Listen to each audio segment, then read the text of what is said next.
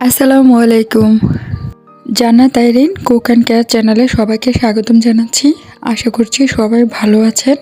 আজকে তৈরি করব মজাদার টক ঝাল মিষ্টি চালতার আচার। তবে আজকের রেসিপিটা একটু অন্যরকম। চলুন দেখে নেই কীভাবে মজাদার এই লোভনীয় আচারটি বানিয়েছি। আমি এখানে ছোট সাইজের দুটো চালতা কেটে নিয়েছি পাতলা করে। আর দেখতে পাচ্ছেন কিভাবে আমি কেটেছি। আমি একটু পাতলা করে কেটেছি যাতে সিদ্ধ হলে সুন্দরভাবে আচারটা সহজে তৈরি করা যায়। কেটে ধুয়ে পরিষ্কার করে নিয়েছি। এখন আমি একটি মশলা তৈরি করে নেব আচারের জন্য। এখানে আমি হাতে তৈরি করা 5 ফোড়ন নিয়েছি আর 2টো শুকনো মরিচ নিয়েছি। আমি সব কিছু ভালোভাবে টেলে নিয়েছি। এখন আমি ব্লেন্ড করে গুঁড়ো করে নেব। এখন আমি একটি কড়াই বসিয়ে দিলাম। কড়াইতে পানি দিয়ে সামান্য পরিমাণ লবণ আর সামান্য পরিমাণ হলুদ দিয়ে দিচ্ছি। আর যে চালতাটা রেখেছি সেটাকে দিয়ে দিচ্ছি। এখন আমি একটু নেড়ে ছেড়ে নেব। তারপর ভালোভাবে চালতাটাকে সিদ্ধ হওয়ার জন্য অপেক্ষা করব। আমার চালতাটা পুরোপুরি সিদ্ধ হয়ে গিয়েছে। আপনারা দেখে নিন, ঠিক এইরকম সিদ্ধ করব। খুব নরম করে ভালোভাবে সিদ্ধ করে নেব চালতাগুলো। যারা আমার চ্যানেল সাবস্ক্রাইব করেছেন তাদের সবাইকে অনেক ধন্যবাদ। এখন আমি একটি প্যান বসিয়ে দিলাম। 4 চা চামচ সরিষার তেল দিয়ে দিয়েছি। সামান্য কিছু মৌরি দিয়ে দিলাম ফোড়নে। একটি তেজপাতা ছিঁড়ে দিয়ে দিয়েছি। 4টি শুকনো মরিচ দিয়ে দিলাম। একটু নেড়ে নেব। হাফ কাপ পরিমাণে সরিষা বাটা দিয়ে দিচ্ছি। আমি এই আচারে আদা বাটা রসুন বাটা দেব না, শুধু সরিষা বাটাটাই দেব। খুব সিম্পল ওয়েতে আজকের আচারটা তৈরি করব। খুবই মজার আচার। 200 গ্রাম পরিমাণে আখের গুড় দিয়ে দিচ্ছি। আপনারা চাইলে এখানে চিনি ব্যবহার করতে পারেন। একটু নেড়ে এখন দিয়ে দিব এখানে সামান্য পরিমাণে হলুদ গুঁড়ো, সামান্য পরিমাণে বিট লবণ। যেহেতু চালতা সিদ্ধ করার সময় লবণ দিয়েছি তাই এখানে লবণের পরিমাণটা কম দিব। আখের গুড়টা গলে যাওয়া পর্যন্ত মশলাটা ভালোভাবে কষিয়ে নিলাম।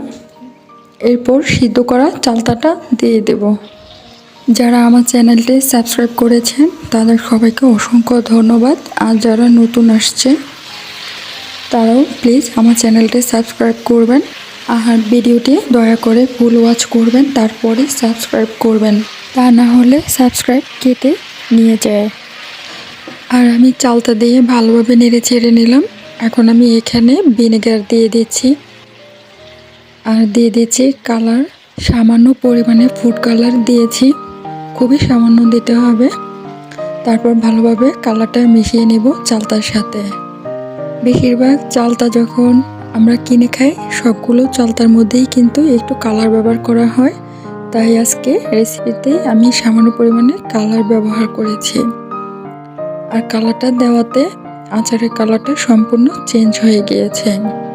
নেড়ে ছেড়ে আমি ঢাকনা দিয়ে প্রায় 10 মিনিটের মতো রান্না করব, কিন্তু একবারে ঢাকনা দিয়ে না। ঢাকনা দিয়ে আস্তে আস্তে মৃদু জালে চালতাটা তৈরি করব। কারণ চুলার জাল বাড়িয়ে দিলে পুড়ে যেতে পারে।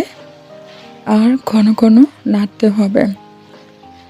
আচারটা সম্পূর্ণ যখন হয়ে যাবে তখন এর মধ্যে 5 ফোড়ন গুঁড়ো করে রেখেছিলাম, সেই 5 ফোড়ন গুঁড়োটা দিয়ে দেব। 5 ফোড়নের মধ্যে আমি শুকনো মরিচ দিয়েছিলাম, তাই এখানে আর শুকনো মরিচ গুঁড়োটা দিচ্ছি না। আর এখানে আমি লাল মরিচও ইউজ করি নাই। শুকনো মরিচ দিয়েছি আর শুকনো মরিচ গুঁড়ো করে দিয়েছি। খুব কম ঝালে আচারটা তৈরি করেছি। এটা খেতে অসাধারণ অন্যরকম একটা ফ্লেভার। কিছুটা আমরা যে কিনে আচার খাই ওই ধরনের আচারের টেস্টের মতো। খুবই মজা, একটু অন্যরকম টেস্ট। আপনারা বাসায় এইভাবে আচারটা তৈরি করে নিতে পারেন খুব সহজে। আচারটা দেখতেই পাচ্ছেন অনেক সফট হয়েছে আর পারফেক্টলি কুক হয়েছে। দেখে বুঝতে পারছেন গুড় মশলা ভালোভাবে মিশে গিয়েছে। আমার আচারটি তৈরি সম্পূর্ণ হয়ে গিয়েছে, এখন পরিবেশন করে নিচ্ছি। আচারের কালার দেখে বুঝতে পারছেন আচারটা কতটা লোভনীয় হবে। সবাই ভালো থাকবেন, সুস্থ থাকবেন।